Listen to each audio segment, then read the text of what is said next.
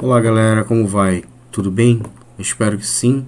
Vamos lá para nossa última aula, né? Nossos dois últimos assuntos aí desse teu segundo bimestre, correspondendo ao teu cadernão. E na aula de hoje nós vamos estudar sobre as revoluções inglesas e dar início também na próxima aula para falar sobre a Revolução Industrial, ok?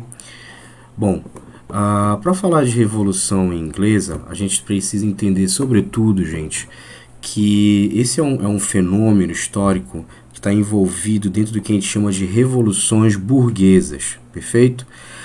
Para ter um sentido aí, né, de resumo na tua cabeça, para fazer o teu Enem, caso ele venha, né, cobrando algum assunto relacionado a isso, você precisa, antes de mais nada, entender o seguinte: as revoluções inglesas que vão acontecer ali pelo século 17 e 18, elas são, na verdade, a tomada ou a diminuição do poder da monarquia absolutista na Inglaterra, certo? E a consecutiva, né, tomada de poder político pela burguesia local inglesa. Então, por isso o caráter que nós colocamos de revolução burguesa. Assim como vai acontecer na França, tempos depois, a Revolução Inglesa, que essa aí ficou caracterizada historicamente como a principal e maior revolução burguesa, perfeito? É quando então a burguesia, nesse estado moderno aí do século XVI, XVII, XVIII, eles vão agora dar fim ou diminuir, né, dirimir esse poder real absolutista. Pois, como você sabe, a burguesia ela nasce no pós-Idade Média, na transição da Idade Média para a Moderna, e ela lentamente vai ganhando cada vez mais poder e prestígio social, sobretudo no caráter econômico, perfeito? Porém, essa burguesia ela tinha o destaque econômico e social, mas não tinha participação política, não existia um envolvimento ou uma participação, eles não tinham poder político que almejavam, certo? Durante esse início de Idade Moderna, o poder político estava sobretudo na mão dessa monarquia absolutista, governada, né, ladeada por quem? Pela a Igreja Católica e a nobreza, ainda com aquelas tradições feudais, a nobreza clássica, perfeito? Então a burguesia ela entra nessa história querendo tomar também para si o poder político. E é o que vai acontecer aqui na Inglaterra. Para a gente entender essa aula de hoje, a gente precisa compreender que existem, galera, duas dinastias aí, certo? Importantes. O que são dinastias, William? São, gente, modos, vigências, né, modelos de governança, de governo, em que existe a perpetuação por uma família desse poder. Então, dinastia é um poder passado entre as gerações da mesma família. Por exemplo, nós temos aqui a dinastia Tudor nesse teu primeiro slide. Aqui representado pelo poder de Elizabeth I, a rainha virgem conhecida. Inclusive tem um filme dela muito bom em relação à história do período em que ela governa. Mas antes dela, o primeiro rei a centralizar o seu poder, né, na figura da monarquia, vai ser Henrique VIII. Né? Henrique VIII é o primeiro rei da dinastia Tudor e é responsável por, inclusive, fazer a reforma religiosa na Inglaterra, expulsar a Igreja Católica e criar, então, a Igreja Anglicana na Inglaterra, sendo a religião oficial. Então, para a gente entender essa Revolução Inglesa, a gente precisa entender que ela perpetua vários aspectos aí, tá? Coloca isso no esquema no teu papel, organiza isso mentalmente na tua cabeça. Revolução Inglesa, ela é fruto de disputas tanto de caráter religioso, perfeito? Vai haver disputas entre religiões de origem protestante, como calvinistas e anglicanos, né, que vão ser chamados de puritanos, a gente vai entender isso, e os católicos, que estão representados aí pelo poder da monarquia, certo? Então, a gente precisa entender a questão religiosa de disputa na Inglaterra e a questão de ordem política, certo? Bom, nessa dinastia Tudor, a Elizabeth I ela vai consolidar esse anglicanismo criado por Henrique VIII, tá? Como religião oficial do reino, né? Ou seja, nenhuma outra religião era aceita. Ela vai perseguir os puritanos. Quem são esses puritanos? São os calvinistas ingleses, galera. São os calvinistas ingleses, ou seja, é de uma outra religião protestante, mas não anglicana. Logo, eles não vão ser aceitos, porque o único culto aqui é anglicano aceito, né? Ela derrota a Espanha numa grande guerra que vai haver no período aí, né? E promove o desenvolvimento do mercantilismo inglês. Ela morre sem deixar herdeiros, por isso rainha virgem, tá? Isso vai criar uma disputa no trono que é importante para você saber. Quando rainha Elizabeth I morre, a dinastia Tudor fica esvaziada de trono, porque não tem uma sucessão direta. E é aí que vai começar a disputa por esse trono inglês, perfeito? Importante você entender, então, que nesse período da rainha Elizabeth I, a Inglaterra vai ter um desenvolvimento mercantil muito grande. A burguesia local e a nobreza agora, que também investe em mercantilismo, investe nos comércios, vão enriquecer e se fortalecer muito no período de Elizabeth I. Isso aqui é de fundamental importância para a gente compreender o desenvolvimento da burguesia na Inglaterra nesse período, tá? Então entra em papel, né, a dinastia Stuart, depois da dinastia Tudor, né, se esvaziar ali com Elizabeth I. Nós temos então o primeiro rei da dinastia Stuart, Jaime I. 1603, ou seja, século XVII, Jaime I assume o trono, logo surgiram problemas entre ele e o parlamento. Galera, o que é o parlamento? O parlamento é o órgão político, né, que reúne, né, basicamente um poder aí legislativo, digamos assim. Pô, William, mas não era monarquia absolutista? Como é que existia parlamento? No caso da Inglaterra, gente, já existia assim, tá? Desde o século XVI, com o rei João Sem Terra, a Inglaterra, ele assume, né, ele assina a primeira, digamos assim, a primeira Constituição, né, que é a chamada Carta Magna, primeira Constituição da história aí, que vai tentar regular os poderes aí desse rei. Porém, a Carta Magna assinada por João Sem Terra lá atrás, ela não vai ser respeitada demasiadamente por outros reis, perfeito? Mas a figura do parlamento já existe então anteriormente a isso, desde a assinatura da Carta Magna. Quem é que está lá? Tá a alta burguesia e a nobreza, que vai ali auxiliar, digamos assim, dentro do parlamento, o poder do rei. Vai também moderar, né, até certo ponto. E aí é nesse ponto que vai chegar as disputas, galera, entre o parlamento, que é o poder moderador, em tá lá os interesses dos nobres e de alguma parte da burguesia, né, que vai estar ali tentando disputar ou equilibrar os poderes com esse rei, no caso Jaime I. Durante o período dos Tudors, né, com Elizabeth I e Henrique VIII, na dinastia anterior, o parlamento tinha uma boa relação com esses reis e essa rainha, porque os reis eles atendiam muito a demanda desses nobres e desses burgueses dentro do parlamento. Com Jaime I, não. Então, é uma primeira característica importante para você anotar aí. Jaime I, dessa dinastia Stuart, era um rei de cunho absolutista demais. Ele não queria ser regulado, ele não queria perder o seu poder absoluto, nem em parte para o parlamento inglês. Perfeito? Então Jaime I adota uma série de medidas que desagradam esse parlamento. Uma delas foi o aumento de impostos. Ele começa, o governo dele vai gastar muito dinheiro, né, o reinado dele, e ele começa então a botar essa conta para os nobres e principalmente para a burguesia pagar, certo? Além disso, ele decide estabelecer o monopólio de certas mercadorias. Isso desagrada, é claro, setores mercantis da Inglaterra, pois isso não tem nada com o liberalismo econômico, né, gente? Se ele está regulando e dando privilégios para alguns grupos fazerem comércios mais lucrativos, a burguesia pensa, ele está intervindo na economia, esse rei não é agradável aos meus negócios. Por isso, é o grande motivo para esse engodo entre o parlamento e Jaime I, perfeito? Então a Carta Magna, né, ela entra aqui nessa história que eu estou te falando. Ela não vai ser respeitada, digamos assim, por esse rei. Segundo, né, rei da dinastia Stuart vai ser Carlos I. Ele casa com uma católica, o que gera desconfiança por parte tanto dos puritanos, que são os calvinistas ingleses, e dos anglicanos. Está aqui errado, perfeito? Então, essa religiosidade protestante, né, a religiosidade advinda principalmente da burguesia, que já olha com maus olhos. Como é que o cara vai casar com uma católica? Já que, né, o trono inglês é um trono anglicano por natureza, desde Henrique VIII. certo?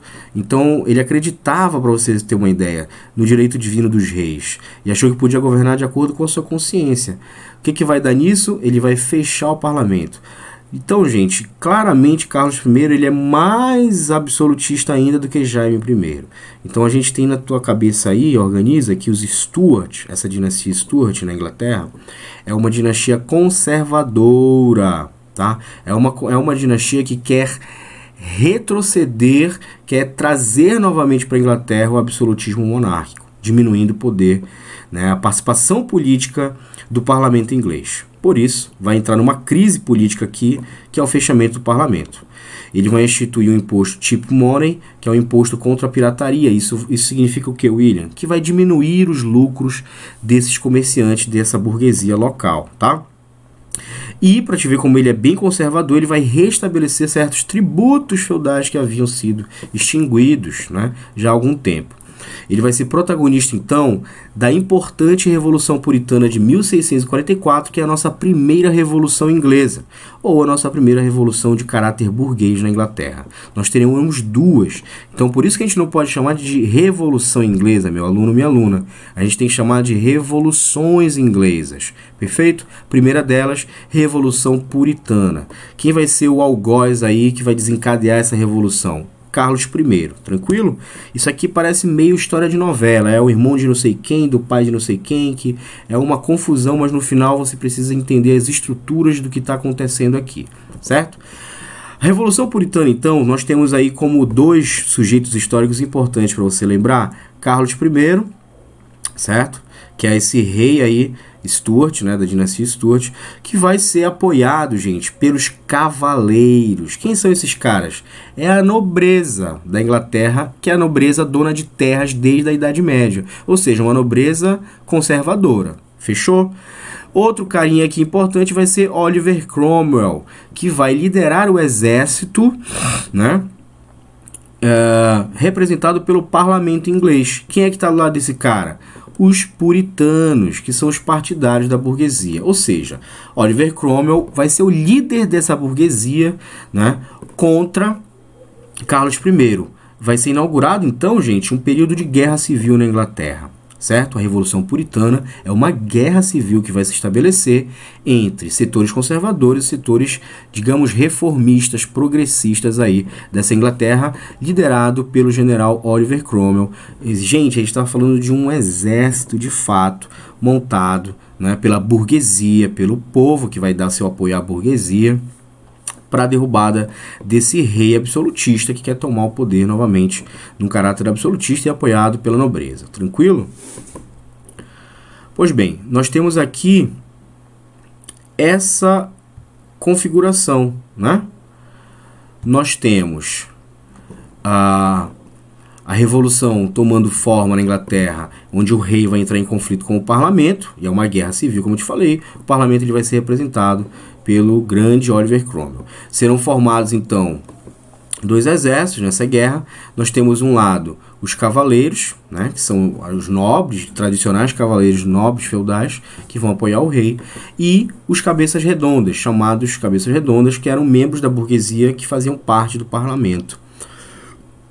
O exército dos cabeças redondas acaba vencendo essa guerra civil e o Oliver Cromwell utiliza do modelo de batalha bem diferente, chamado de New Model Army, que é o exército, é um modelo novo de exército, em que os líderes, né, desses exércitos aí, desses pelotões e tudo mais, eles não vão ser líderes por tradição familiar, por nobreza, não, e sim por bravura e envolvimento no campo de batalha. É um novo tipo de guerra desenvolvido pelos burgueses, liderado por Oliver Cromwell, que vai acabar levando a derrota da nobreza e da monarquia absolutista, tá? Com a derrota de Jaime I. Tranquilo, gente?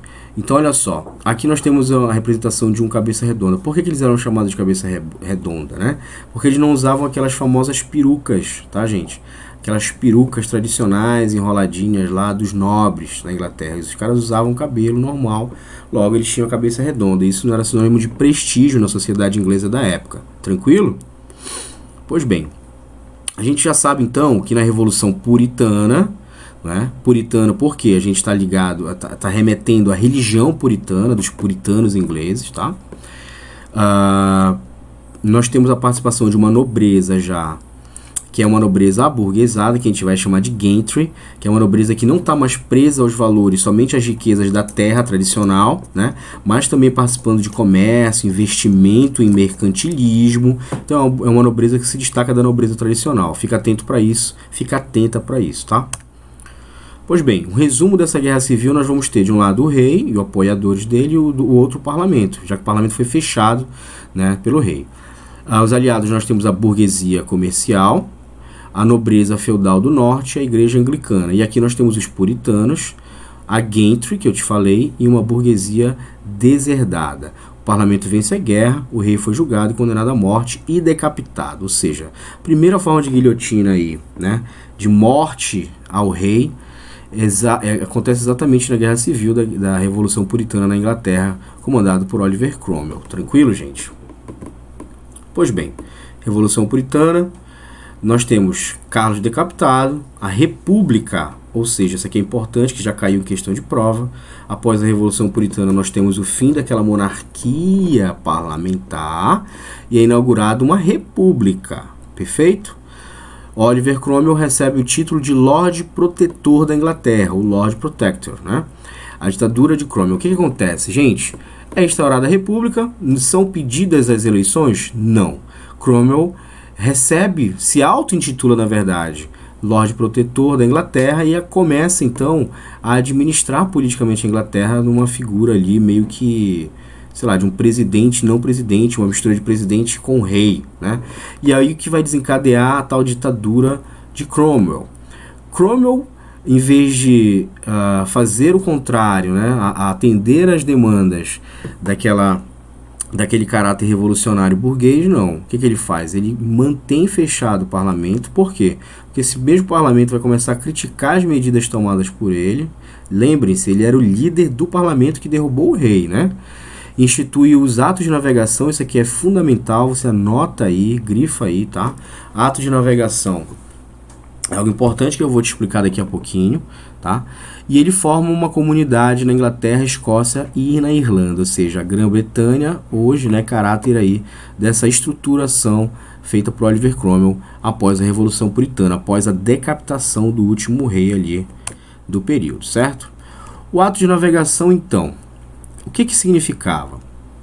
Basicamente, galera, ele declara que todo esse Império Britânico que eu acabei de falar, né, Escócia, Irlanda, era uma área de comércio fechado, ou seja, na qual apenas comerciantes ingleses tinham o direito de negociar e, claro, tirar os lucros dessas transações.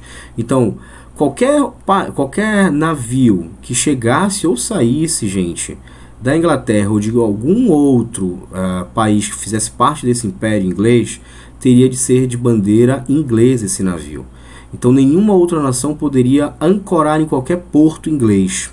Isso é uma forma de monopólio, né? Não é de liberalismo econômico, para atender exatamente a demanda dessa burguesia local inglesa. Perfeito? Então, isso é o ato de navegação. O que ele vai favorecer? O ato de navegação favorece um grande enriquecimento dessa burguesia local inglesa, além de um fortalecimento estonteante, um fortalecimento muito grande da marinha, da armada inglesa, transformando ela aí nesse período na maior armada, tá? A marinha dos 7 mares, como foi conhecida depois, certo? Pois bem, deixa eu voltar aqui. Então, nessa República de Cromwell, ele vai acaba impondo uma ditadura, né? Não fica muito longe de uma república. Ele vai instituir os atos de navegação, né? Isso vai... o que vai acontecer? Ele não vai agradar, né, muitos setores ali da sociedade, principalmente os mais pobres, tá? Todo mundo que fosse contrário às decisões de Cromwell acabava também parando na guilhotina, minha gente. O cara começou a matar muita gente também, tá? Então, mas mesmo assim, a grande, né, a alta burguesia se sentia representada e beneficiada pelo governo de Cromwell. Então ele permanece até sua morte, né, nessa tal dessa república, que não era uma república de fato. até que ele morre e aí ele vai ser sucedido, vejam só. Então, muito menos um caráter republicano, é muito mais dinástico, né, gente? O filho dele vai herdar, né? Só que o filho dele não vai ter representatividade política para continuar governando. E aí vai abrir espaço, né, novamente para o que a gente chama de período da restauração, galera. O que é essa restauração? É a restauração monárquica. É a volta daqueles reis e é da mesma dinastia, tá? É da dinastia Stuart. Voltam então o rei Carlos II e depois o rei Jaime II, que tentam mais uma vez restabelecer o absolutismo monárquico na Inglaterra. E a partir disso é que nós vamos ter uma segunda revolução inglesa, tá? Que vai depor o último rei então dessa dinastia, que é Jaime II, em 1688, que a gente vai chamar de Revolução Gloriosa. Tranquilo? Mas vamos entender aqui ela de cada vez, uma de cada vez. Então nós temos a restauração primeiro. Então nós temos, primeiro, Revolução Puritana, República de Cromwell, ou Ditadura de Cromwell. Depois vem a restauração da monarquia. É o retorno dos que não foram, né? Quem é esse cara? Richard Cromwell, é o filho do cara lá, ó. Sucedeu o pai como Lorde Protetor da Inglaterra, mas ele não consegue manter o poder por mais de 8 meses. Por quê, William? Qual a motivação? Não tinha a representação que o pai teve, pois derrubou um rei, né? Cortou-lhe a cabeça e comandou a batalha durante a Guerra Civil. Já o filho não tinha tanto prestígio, não conseguiu segurar o trono para si. Certo? A restauração. Então é a volta da dinastia da monarquia Stuart com Carlos II, 1660, que vai durar até 1685. Esse cara tinha um caráter de ser um rei anglicano, porém ele era bem pró-católico, ou seja, ele era um rei também com pé ali no conservadorismo católico. Vejam que a religião ela está sempre ali junto, né, gente, com o caráter político. Ele tem uma aproximação com a França. Por que isso é importante? Questão de prova. Essa restauração ela vai ser apoiada pela monarquia francesa. Aqui no período a gente está falando, gente, de Luís XIV na França, um dos reis mais absolutistas da história, o cara que vai dizer que o Estado é ele, é um símbolo absolutista histórico, certo? E ele vai apoiar então porque ele não quer o advento dessa política burguesa, né, no governo aí da Inglaterra. Então ele apoia a restauração, inclusive com dinheiro e tudo mais, para que a dinastia Stuart volte para a Inglaterra.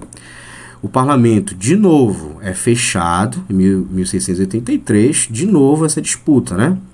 Tá aí a cara do cara, né? O Carlos II. E nós vamos ter, então, ainda após o governo, né, o reinado de Carlos II, nós temos Jaime II, que era primo dele. Esse sim, né? Então você percebe que é um momento muito conturbado, né?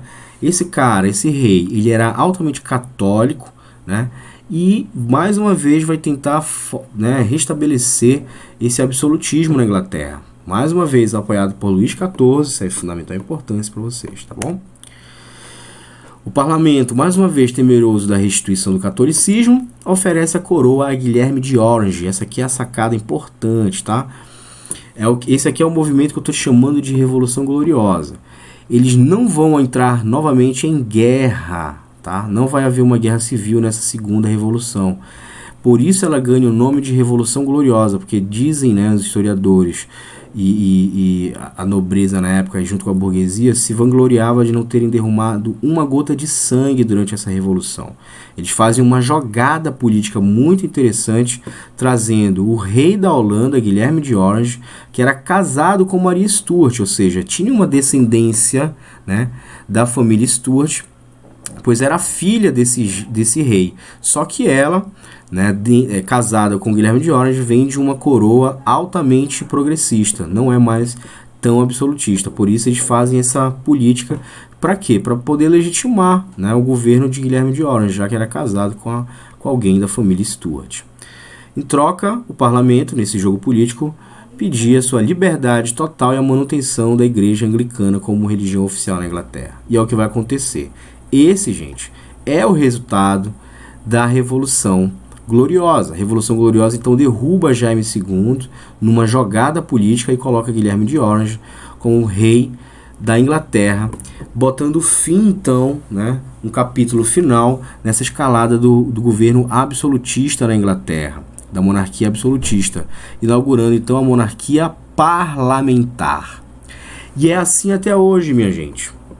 A Inglaterra até hoje é uma monarquia parlamentar. Ou vocês nunca perceberam a nossa querida lá princesa, né, a rainha, que inclusive tem o nome de Elizabeth também, né, somente tomando chazinho, né, e pousando para as fotos, pois ela mandar, de fato ela não manda em nada, quem manda é o parlamento, com a figura do primeiro-ministro, certo? Desde a Revolução Gloriosa, o caráter dessa política inglesa é ser uma monarquia parlamentar. Revolução Gloriosa, então, nós temos uma revolução de caráter burguês, que Guilherme de Orange assume. Por quê? Porque ele aceita o Bill of Rights, que é a Declaração dos Direitos. Basicamente é uma primeira carta ali que versa sobre direitos humanos de caráter burguês, de caráter iluminista, certo, gente? Esse documento. O parlamento decidiria então sobre os impostos, garantias à propriedade privada, as liberdades individuais, divide o poder legislativo, executivo e judiciário, acaba o absolutismo então na Inglaterra e a burguesia assume enfim o poder por meio do parlamento, se transformando em uma monarquia parlamentar. Beleza? Então isso aqui é muito importante, né? O rei vai reinar, mas não vai governar, é mais ou menos assim. Aqui nós temos o documento, que é o Bill of Rights, Declaração de Direitos, que o rei assina, né? Uma declaração, basicamente é uma constituição ali, pregando sobre as liberdades burguesas, né? Dentro desse Estado. O novo rei aceitou a Declaração de Direitos. Essa declaração eliminava a censura política, reafirmava o direito exclusivo do parlamento em restabelecer impostos e o direito, né, de livre apresentação de petições, destaca assim da questão militar, onde recrutamento e manutenção do exército somente seriam admitidos com a aprovação do parlamento. Então, de modo geral, uma organização desse poder, uma participação maior política com a burguesia. Beleza, gente? Era isso que eu tinha para falar com vocês hoje. A gente continua no próximo vídeo falando sobre a Revolução Inglesa, a Revolução Industrial que vai acontecer como fruto, né, desse advento da burguesia na Inglaterra. Tranquilo? Abraço a todos e todas. Tchau, tchau.